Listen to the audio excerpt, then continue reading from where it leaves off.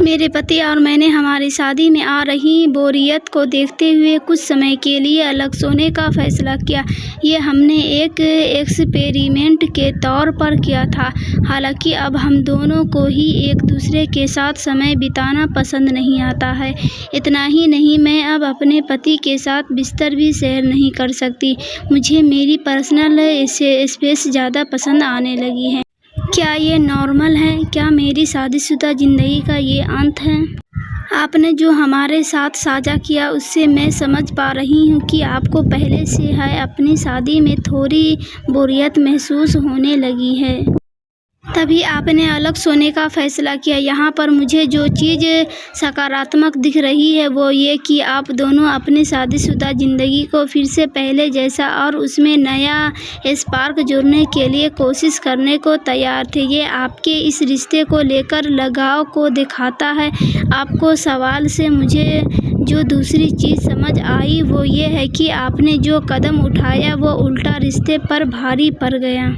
इस दूरी की वजह से आपको जो स्पेस मिल रही है वो आपको अब पसंद आने लगी है।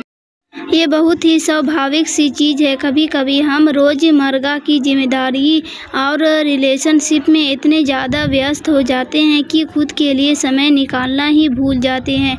चूँकि आपने ये कदम शादी के काफ़ी साल बाद उठाया है, इसलिए आपको ये अनुभव काफ़ी पसंद आ रहा है। इसका मतलब ये नहीं है कि आपकी शादीशुदा ज़िंदगी का अंत हो गया, लेकिन हाँ, ये खतरे की घंटी ज़रूर है ये समझने के लिए कि क्या आपको अभी भी अपने साथी से प्यार है। आप खुद से सवाल करें कि आपको उनके बारे में क्या चीज़ें पसंद है।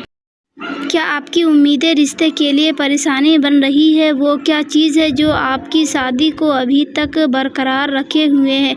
क्या आपने पूरी कोशिश कर ली है? इसके साथ ही दोनों मिलकर कोई एक्टिविटीज़ करें और एक दूसरे को सरप्राइज दे। सब ट्राई करने के बाद फैसला लें कि आपके रिश्ते का क्या है भविष्य है। आखिर में मैं ये सुझाव ज़रूर दूंगी कि अगर ये परेशानी दूर नहीं होती है तो कपल थेरेपी लें। मेरे पति अक्सर बाहर रहते हैं और अब मुझे अपने ट्रेनर के साथ समय बिताना अच्छा लगने लगा है। क्या करूं? मुझे अपने फिटनेस ट्रेनर के साथ समय बिताना अच्छा लगता है।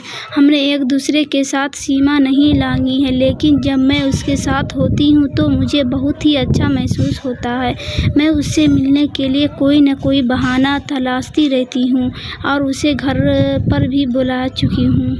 मेरे पति ट्रैवलिंग जॉब में हैं, घर पर बहुत कम रहते हैं। मेरा ट्रेनर मेरा सपोर्ट सिस्टम बन चुका है, लेकिन मुझे डर है कि मेरे पति को कहीं शक न हो कि हमारे बीच में कुछ चल रहा है। मुझे खुद समझ नहीं आ रहा है कि आखिर इस तरह के रिश्ते को क्या नाम दिया जाए। मायने ये खटकता है कि आप इस आकर्षण की ओर प्रतिक्रिया क्या देते हैं। इस चीज़ को लेकर बिना वजह के विचार और भावनाएं मन में लाकर खुद को परेशान नहीं करना चाहिए। किसी रिश्ते में जाने पर आपका बायोलॉजिकल फंक्शन बंद नहीं हो जाता है।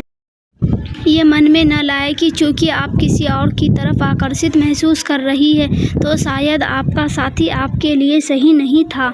आपको ये समझने की कोशिश करना चाहिए कि आप फिटनेस ट्रेनर के साथ रहकर इतनी खुशी क्यों महसूस कर रही है। क्या आपको उनके साथ नज़दीकी के कारण ये महसूस हो रहा है या फिर आपके बीच भावनात्मक रूप से समझ अच्छी है। आपको ये याद रखना होगा कि आप उस व्यक्ति का सिर्फ बेहतर पक्ष ही दे पा रही है और बुरा नहीं। आपने उन्हें उनके खराब मूड में नहीं देखा है। जिस तरह से आपने अपने पति को देखा है, आपके पति के अपने दोनों पक्ष देखे, फिर भी उनकी ओर आकर्षित हुई और उन्हें अच्छा पाया। आपको सिर्फ ये ही जानने की ज़रूरत नहीं है आप क्यों उनकी ओर आकर्षित हो रही है, बल्कि ये भी समझने की ज़रूरत है कि जब घर पर चीज़ें अच्छी नहीं होती हैं तब व्यक्ति ज़्यादा संवेदनशील होता है। अगर आपके साथ भी ऐसा ही कुछ है तो आपको अपने पति के साथ बैठकर बात करने की ज़रूरत है ताकि आपके बीच का रिश्ता बचा रह सके। आपके लिए अपना घर और पति संग रिश्ता पहली प्राथमिकता होनी चाहिए। इससे आपका दूसरी ओर जो आकर्षण हो रहा है वो भी नहीं होगा। आप दोनों के बीच अगर दूरी आ गई है तो मिलकर इस परेशानी को दूर करने की कोशिश करें और हर चीज़ पर चर्चा करें ताकि आप ये समझ सकें कि आखिर कौन सी चीज़ आपके रिश्ते को ख़राब कर रही है। रिलेशनशिप में होना जिम्मेदारी भी लेकर आता है।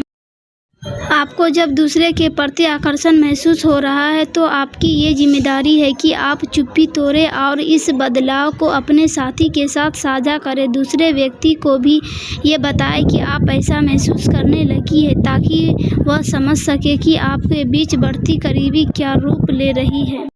इस तरह की चीज़ें दिमाग में ही शुरू होती है और इसलिए ज़रूरत है कि आप अपनी सोच को ही नियंत्रित करें। अपनी शादी के बाहर किसी के साथ भी रिश्ते को लेकर एक सीमा को बनाना ज़रूरी है और ये अहम है कि आप उसे लांघें नहीं।